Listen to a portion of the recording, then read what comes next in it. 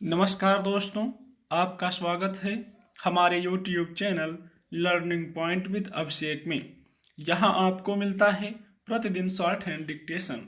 अगर आप हमारे चैनल पर पहली बार आए हैं तो चैनल को सब्सक्राइब कीजिए और बेल आइकन प्रेस कीजिए ताकि अगले वीडियो की नोटिफिकेशन आप तक पहुँच सके।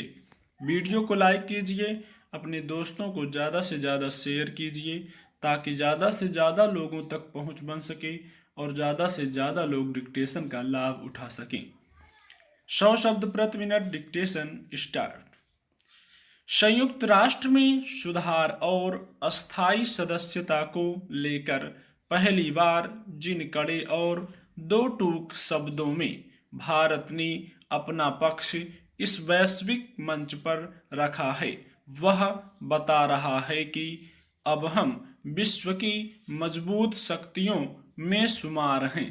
प्रधानमंत्री नरेंद्र मोदी ने इस बार साफ साफ शब्दों में वैश्विक संस्था से यह पूछा है कि आखिर कब तक भारत को अस्थायी सदस्यता के लिए इंतजार करना पड़ेगा।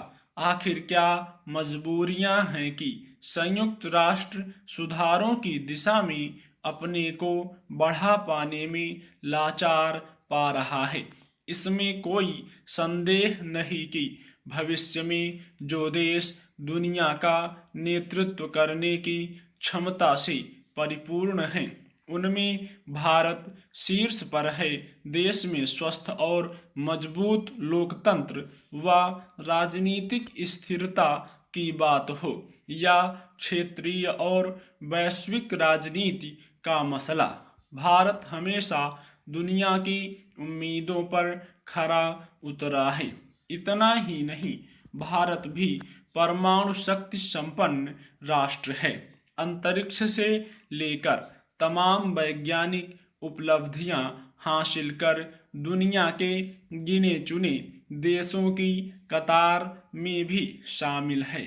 हाल में कोरोना से निपटने और इसका टीका बनाने की दिशा में जारी प्रयासों को लेकर जिस तरह से दुनिया भर में भारत की सराहना हो रही है, वह मामूली बात नहीं है।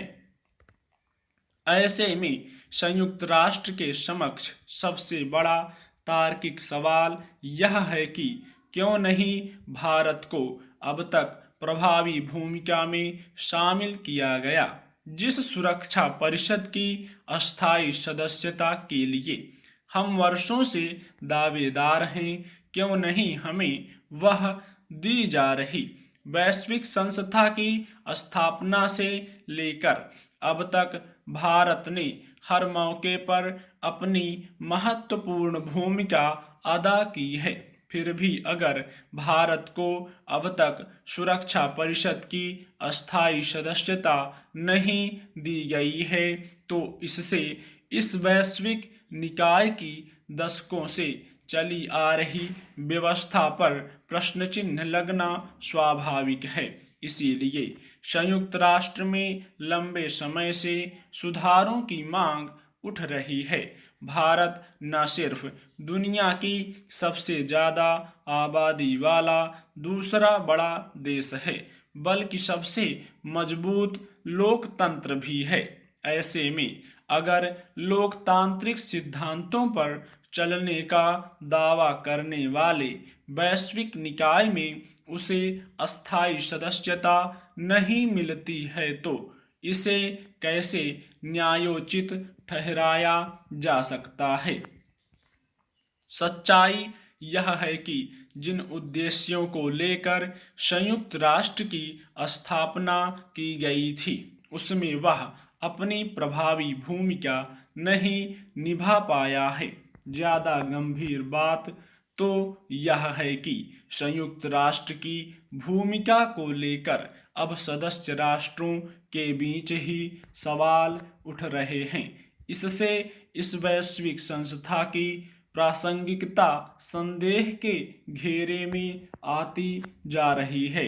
इसका बड़ा कारण उन कुछ विकसित देशों जिनमें सुरक्षा परिषद के अस्थायी सदस्य देश शामिल हैं की भूमिका और रवैये में छिपा है।